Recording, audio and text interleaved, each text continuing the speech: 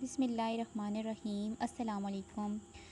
I am from Darul School, Banigala campus.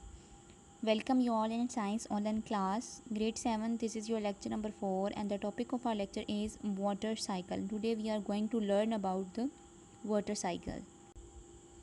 Okay, students, so what is the water cycle? The water cycle shows the continuous movement of water within the earth and atmosphere. Liquid water evaporates into water vapor, condenses to form clouds, and precipitates back to earth in the form of rain and snow. Water in different phases move through the atmosphere. Transportation. Student, the step for the water cycle is, one step is evaporation, the second step is condensation, the third step is precipitation, and the fourth one is runoff. And here is the diagram for the water cycle. So first of all we are going to discuss evaporation. The first step, what is the evaporation? The sun plays a vital role in driving the water cycle. It heats up water in the oceans, lakes, rivers. Due to an increase in temperature, water molecules gain kinetic energy. After gaining kinetic energy, they leave the water surface and enter the atmosphere.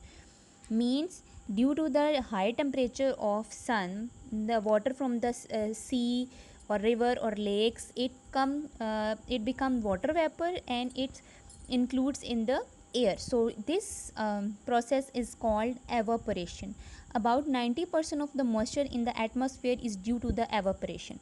Main source are water bodies, but it also occur in soil, ice and snow. So what in what ways? एक पहला तरीका तो ये हो गया कि temperature की वजह से पानी जो है वो वाटर वेपर बन रहा है. दूसरा तरीका ये है कि it also occurs in soil, ice and snow. Ice and snow directly convert into vapor without changing into water by the process called sublimation. Means कि ice और snow पानी नहीं बनते, वो डायरेक्ट वाटर वेपर बन जाते हैं. तो इस प्रोसेस को हम सब्लिमेशन कहते हैं. प्लांट्स के से में से भी स्टोमेटा के ज़रिए से एटमॉस्फेयर में जा रहा है, तो इस प्रोसेस को हम ट्रांसपायरेशन कहते हैं. It helps plant root in transportation of water and minerals from roots to the leaves. Humans and animals also release water vapor in the air during respiration. Water is also evaporated from their bodies in the form of sweat. When water evaporates, it produced a cooling effect on other bodies.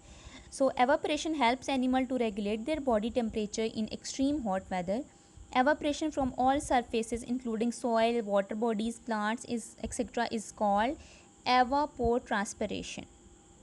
So next step is condensation.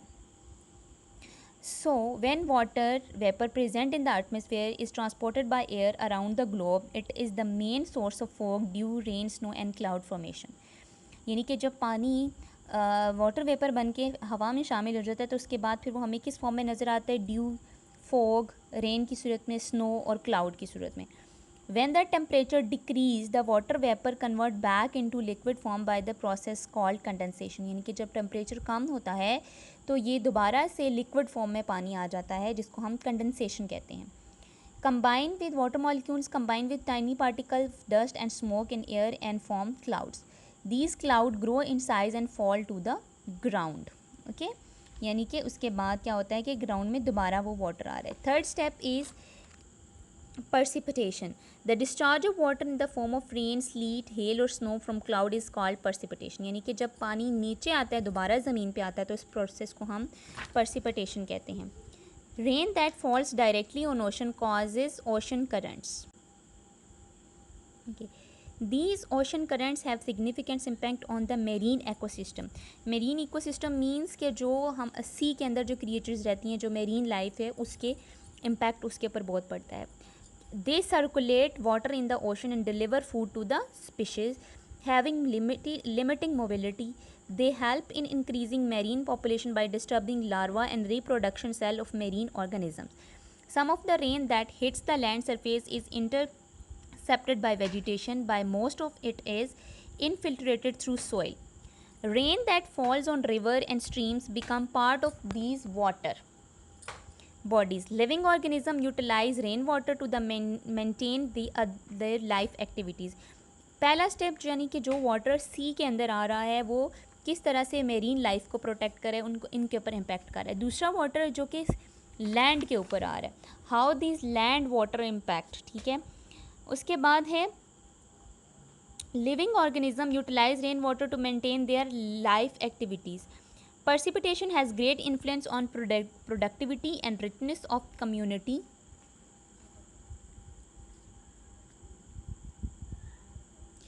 And on an ecosystem, it affects different process of the ecosystem: soil drainage, infiltration, soil temperature, evaporation, and uptake of water by plants are directly influenced by the amount and timing of precipitation.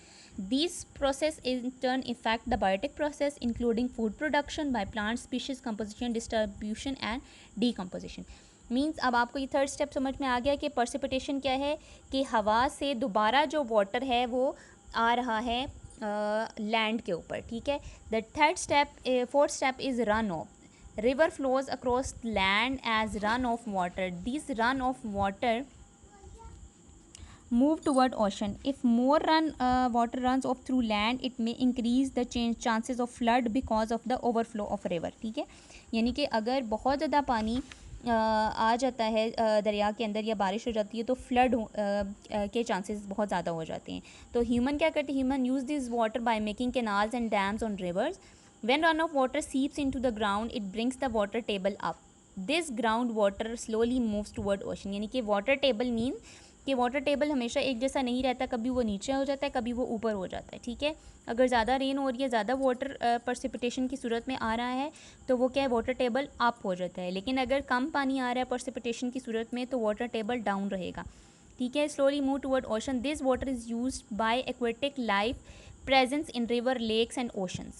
Okay, so the water that comes in the form of rain, it used by the aquatic life. Aquatic life mean fish or the sea creatures or the river and the animal that live in the river, sea, or water.